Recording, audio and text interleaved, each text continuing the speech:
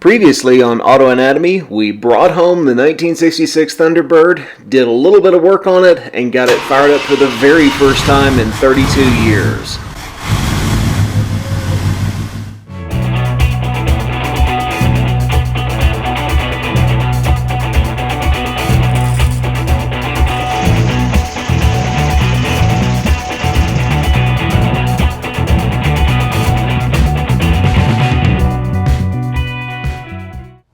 Hey everybody, welcome back. So we've had a little bit of a setback on our 1966 Thunderbird project Flarebird.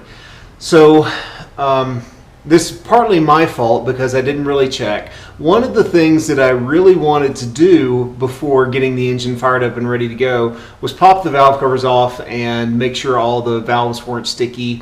And usually just take like a rubber mallet or a brass mallet and tap all the valves and make sure that everything's coming down. But it turned over so easy and it fired right up and it just kind of slipped my mind. Well, I was working on the car and I backed it out in the driveway and was letting it run, and it just didn't seem like it was running quite as well as I wanted to, or at least as I thought it should. So I pulled it back in and pulled a couple of the valve covers off and found 3 bent push rods.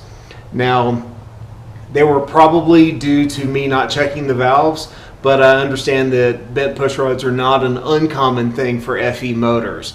So a little change of direction on this episode. We're going to replace the fuel pump, replace a bunch of the hoses, get all of that ready to go, and then hopefully get the engine put back together, and fingers crossed it works again. So I've noticed that about only 5% of the people that watch these videos are subscribers to our channel. So if you like the content that you see here, click on that subscribe button and hit the bell to be notified when new videos come out. Anyway, enough talk about that. Let's get on to the video.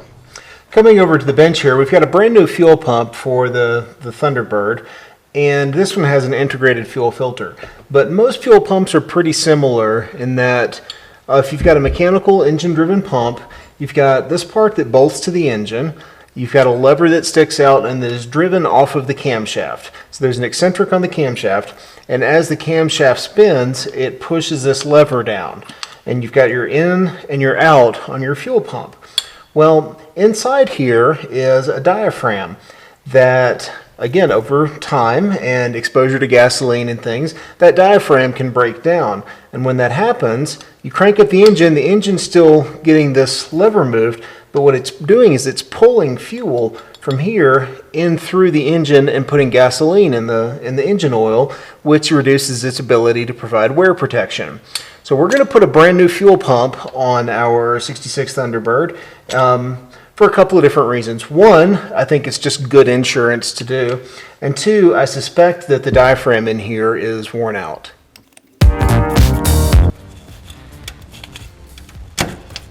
Yeah, look at that. That's our fuel inlet hose.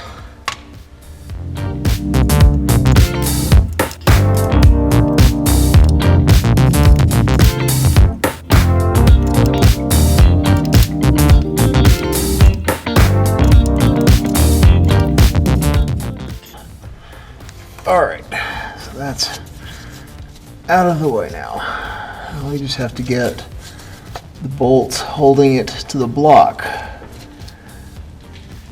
and then get it actually out of the car. I wonder if it'd be easier to take the fuel filter off first. Probably. Huh. We're turning the whole thing now.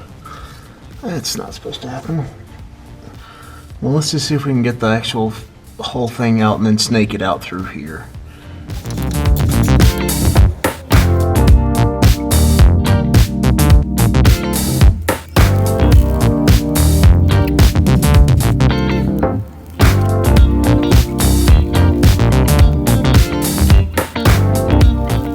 Thing you should know about me, I have a real problem putting dirty parts back on a car. I just can't do it. Maybe I should be in therapy, I don't know. But let's get this cleaned up a little bit and then get the new fuel pump installed and put the oil filter adapter back.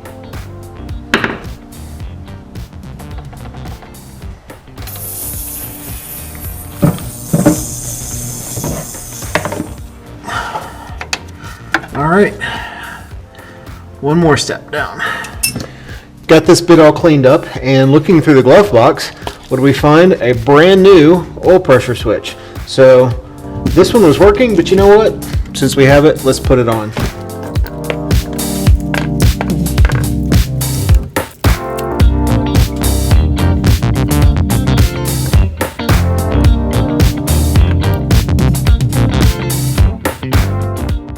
So it's a good thing I decided to change this out. This is the original hose. Look how flexible that is.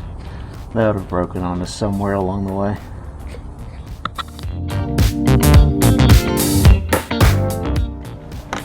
Alright, I've got this vacuum hose, and I think this one goes to the power door locks. I think this is the supply to the vacuum for the door locks.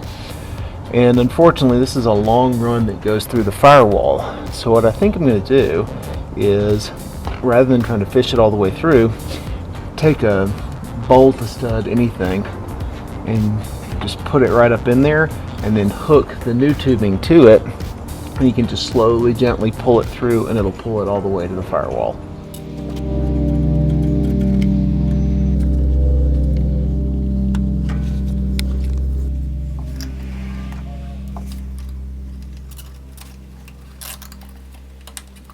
I just want you to check this out. This is part of the pile of hoses that I've replaced already.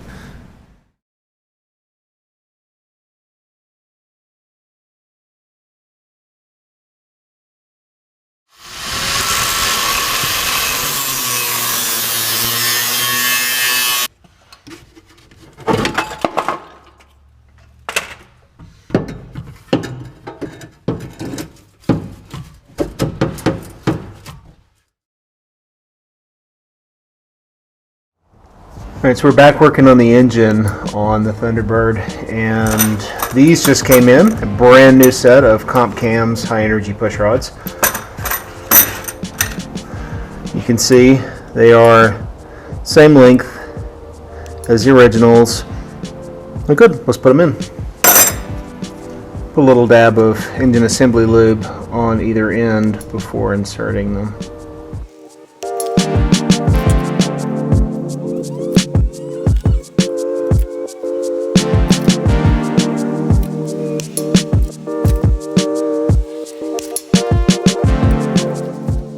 Before I put these back on, I'm just going to make sure and hit all of the tops of the valves here with a hammer, just to make sure all the valves are free.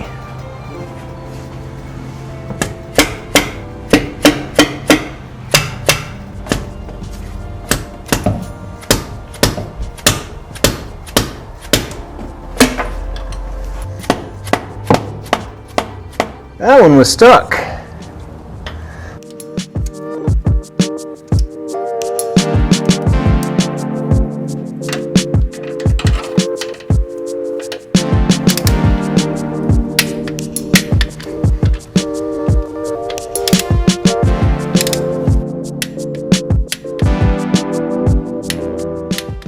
Alright, so we've got the car back together. We've got all new push rods, valve cover gaskets, plugs, wires, cap rotor, heater hoses, vacuum hoses. Everything should be back together again. So let's fire it up and see what happens. Fingers crossed.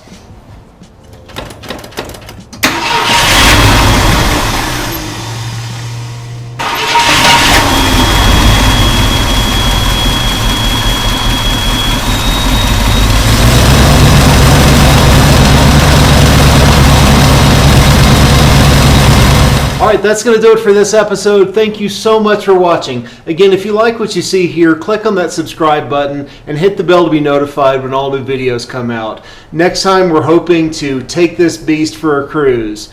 Thanks again for watching. We'll see you next time.